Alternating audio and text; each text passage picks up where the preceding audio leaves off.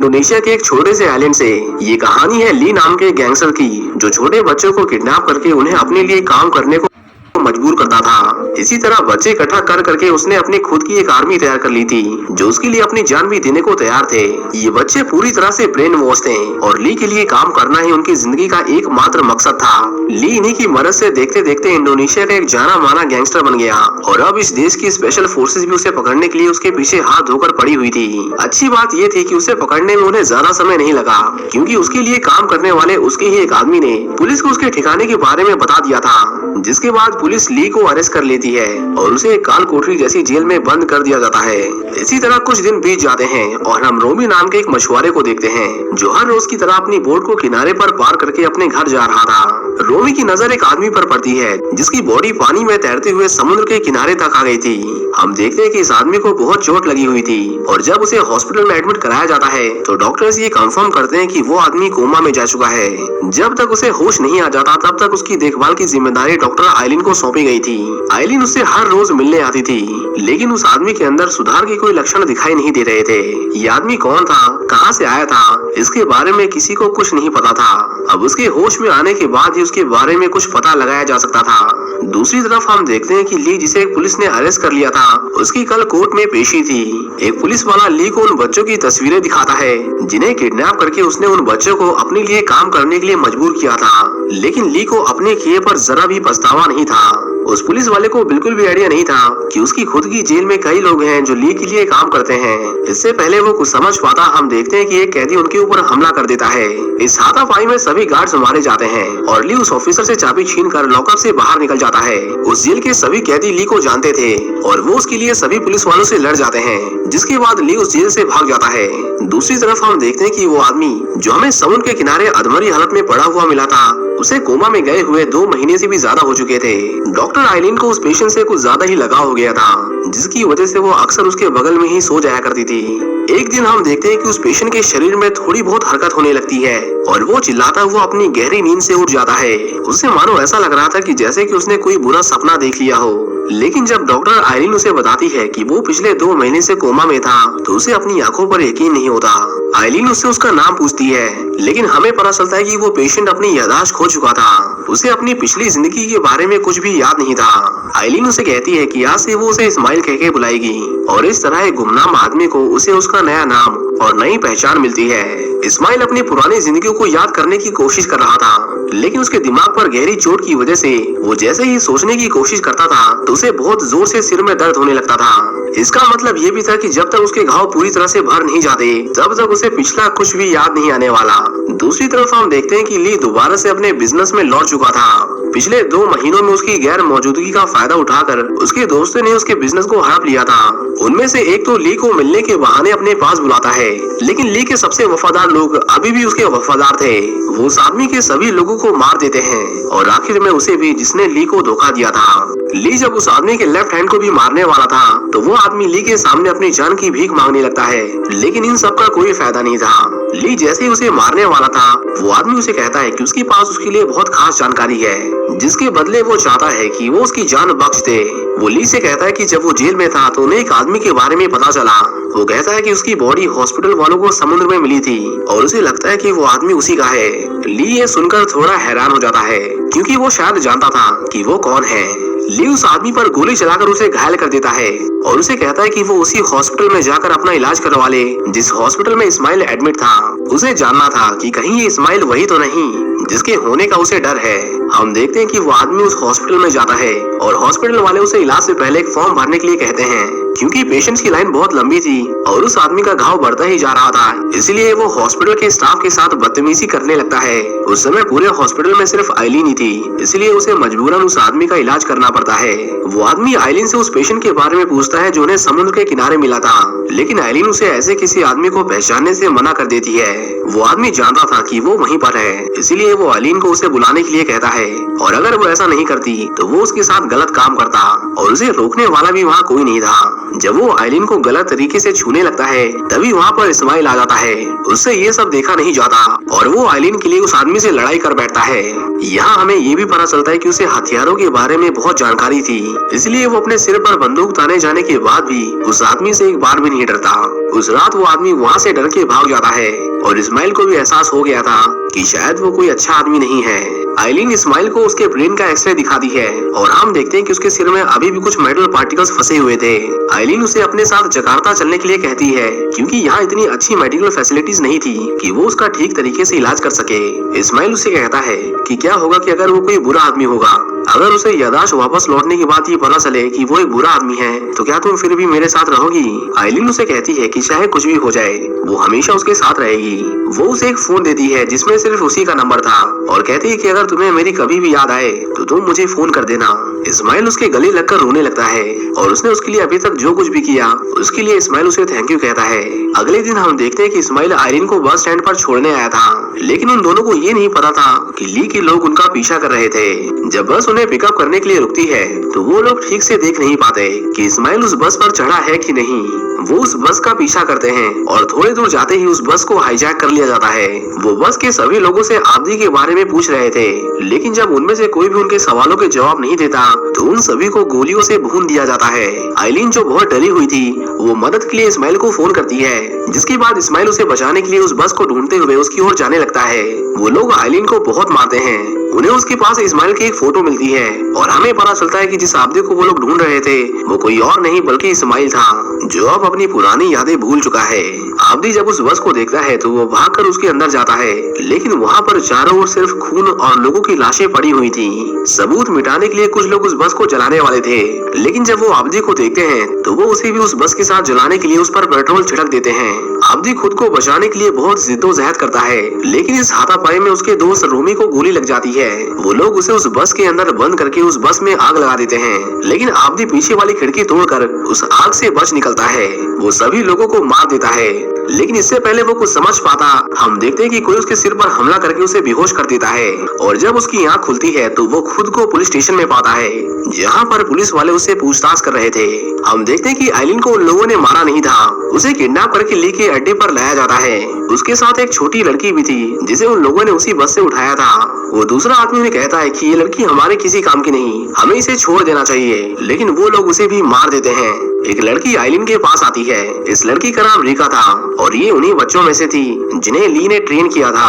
Rica को आइलिन के पास एक फोटो मिलती है और हम उस फोटो में आब्दी को साफ साफ देख सकते थे। ली उस फोटो को देखकर समझ जाता है कि आब्दी अभी तक मरा नहीं है और वो अपने लोगों को उसे अपने पास लाने के लिए कहता है। दूसरी तरफ हम देखते हैं कि पुलिस आब्दी से बहुत पूछताछ कर रही थी। यहाँ आब्दी को अपने पास के बारे में कुछ नहीं पता था।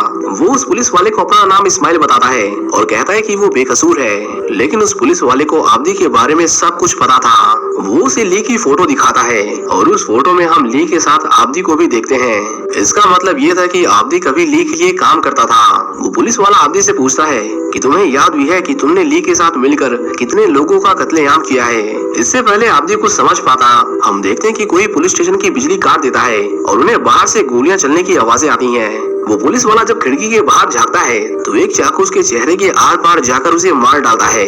उनमें से एक उसके ऊपर धारदार हथियार से हमला करता है, लेकिन आब्दी बंधे हाथों के साथ भी उसे बड़ी ही आसानी से हैंडल कर ले रहा था। उसे लगा कि वो बचकर भाग सकता है, लेकिन गेट पर और भी लोग उसका इंतजार कर रहे थे।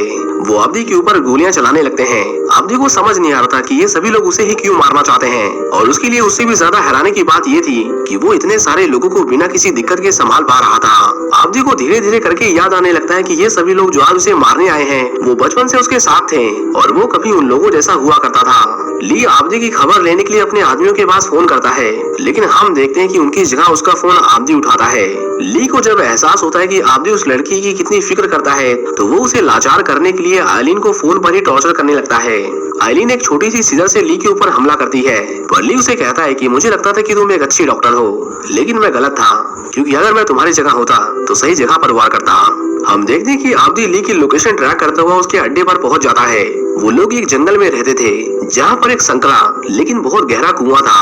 आब्दी को याद आता है कि बचपन में इसी कुएं में उसने ढेर सारे बच्चों को एक साथ डाला था। ली उन बच्चों को कई दिनों तक भूख और प्यास से तड़पाता था, जिसकी वजह से वो बच्चे आपस में एक दूसरे को मारने काटने लगते थे और आखिर में जो जिंदा बचता था ली उसे उस कुएं से निकाल लेता था और उसे अपने बच्चे की तरह पाल पोस कर एक हथियारा बनाता था। वहाँ पर आब्दी को उसका एक पुराना दोस्त भी मिलता है। इस आदमी का नाम वैसी था। वो आब्दी की सलामती के लिए उसे पीछे हटने को कहता है।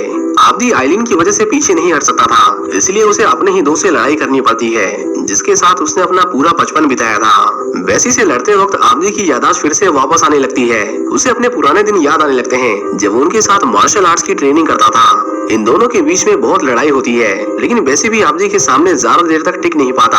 हम देखते हैं कि वैसे इंटरनल ब्लीडिंग की वजह से अपने पैरों पर खड़ा भी नहीं हो पा रहा था। वो एक किनारे पर जाकर बैठ जाता है।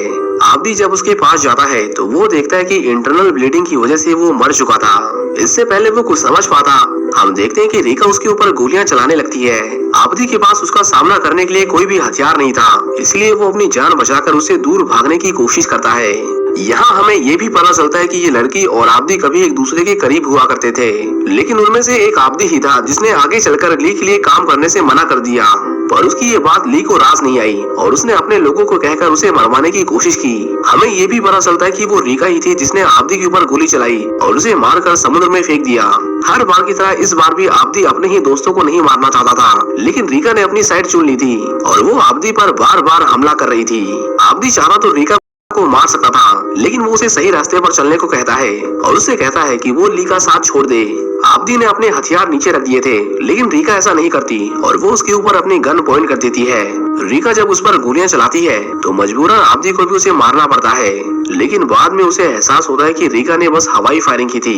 आब्दी को अपने किए पर बहुत पछतावा हो रहा था, पर रीका उसे समझाती है कि उसे उसके किए की सजा मिल गई है और इतना कहकर उसकी मौत हो जाती है। आब्दी रीका की मौत से बहुत दुखी था, लेकिन वो नहीं चाहता था कि उसकी वजह से आइलिन की भी यही हालत हो, इसलिए वो ली को रोकने के लिए आगे बढ़ जाता है।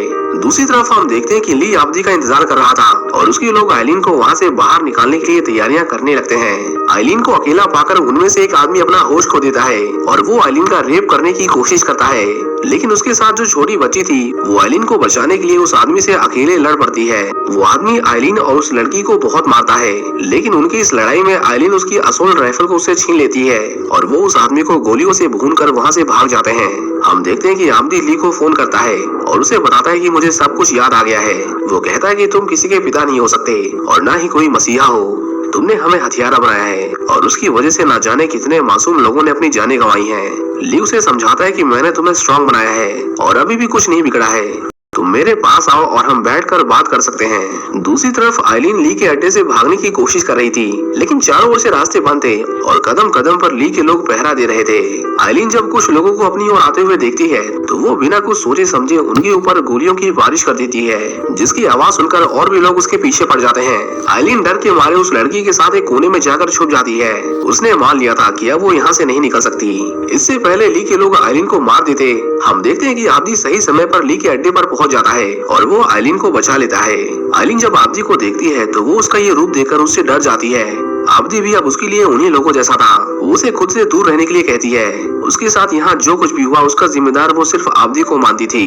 आब्दी कहता है कि तुमने मुझे एक बार बचाया था और आज उसे इस हालत में देखकर वो एक बार फिर से पूरी तरह से टूट गया है। वो चाहता था कि वो उसे इस तरह छोड़कर ना जाए, नहीं तो उसके बिना वो मर जाता। आब्दी अब इन सब लोगों से दूर जाना चाहता था, इसीलिए आइलिन भी आब्दी को माफ कर देती है और वो दोनों एक दूसरे के कंधे पर सिर रखकर रोने लगते हैं। हम देखते हैं कि ली उन दोनों को देख रहा था। वो पीछे से उसके ऊपर हमला कर देता है। वो कहता है कि उसे पालकर बड़ा करना उसकी सबसे बड़ी गलती थी। वो आब्दी को कहता है कि वो एक कुत्ता है जिसे अपने मालिक के ऑर्डर्स को फॉलो करना नहीं आता। जब ली को पता चलता है कि आब्दी ने रीका और वैसी को भी मार दिया तो वो अपने गुस्से पर काबू नहीं कर पाता, क्योंकि वो दोनों उसके सबसे ज्यादा वफादार थे। ली के लिए अब आब्दी की जिंदगी के भी कोई मायने नहीं थे। वो उसे मारने के लिए उस पर टूट पड़ता है। ली ही था जिसने आब्दी को मार्शल आर्ट सिखाई थी, इसलिए आब्दी उसके सामने थोड़ी देर भी नहीं टिक पाता। उन दोनों के बीच में बहुत फाइट होती है और इस लड़ाई में आब्दी बहुत मार खाता है। उसका पूरा चेहरा घावों से बुरी तरह से सूज गया था, लेकिन जब ली आब्दी को कहता है कि वो उसे मारने के बाद आइलिन को भी मार देगा तो आब्दी उसे बचाने के लिए एक बार फिर से हिम्मत जुटाता है और इस बार वो ली के उस पार्ट पर हमला करता है जो किसी भी बूढ़े इंसान के सबसे कमजोर अंग होते हैं। आखिर में ली भी जीने और मरने मरने की कगार पर था, इसलिए वो वहाँ से भागने की कोशिश करता है। आब्दी उसका पीछा करता है, क्योंकि अगर आज वो बचकर भाग जाता तो आगे न जाने उसकी वजह से कितने मासूम बच्चों को अपनी जान से हाथ धोना पड़ता। उन दोनों के बीच में फिर से फाइट होती है और इस बार आब्दी उसके दोनों हाथ की हड्डियों को किसी टहनी की तरह तोड़ देता है। ली अपनी जान बचाने के लिए बहुत जिद्दोजहद कर रहा था, लेकिन आब्दी एक पेड़ के नुकीले टुकड़े को उसके शरीर के आर पार करके उसे वहीं मरने के लिए छोड़ देता है। ली अपनी आखिरी सांसें ले रहा था, लेकिन मरने से पहले वो आब्दी को भी अपने साथ मारने की कोशिश करता है। वो उसी लकड़ी से आब्दी की गर्दन को छीलकर उसे मारना चाहता था और शायद वो उसे मार भी देता, लेकिन तभी हम देखते हैं कि आइलिन आब्दी को उसे दूर खींचने लगती है और इस तरह आब्दी मारे जाने से बाल बाल बचता है। उसका बहुत खून बह चुका था और वो बेहोश होकर गिर जाता है। कुछ दिनों बाद हम आइलिन को आब्दी के साथ जकार्ता के एक हॉस्पिटल में देखते हैं। आइलिन के घाव अब भर चुके थे और आब्दी के सिर से भी उन लोहे के टुकड़ों को ऑपरेशन से निकाला जा चुका था। आब्दी अभी भी बेहोश था। आइलिन उसे देखकर रोने लगती है। वो कहती है कि वो उसे इस तरह और नहीं देख सकती। वो चाहती थी कि वो फिर से ठीक हो जाए, लेकिन आब्दी की हालत बहुत नाजुक थी। हम देखते हैं कि आब्दी के हाथों में थोड़ी सी हलचल होती है, जिसका मतलब ये था कि वो जल्द ही ठीक हो जाएगा। वो आइलिन को उसे इस्माइल कहकर बुलाने को कहता है, वही नाम जो उसने उसे दिया था। और इसी के साथ ये मूवी यहीं पर खत्म हो जाती है।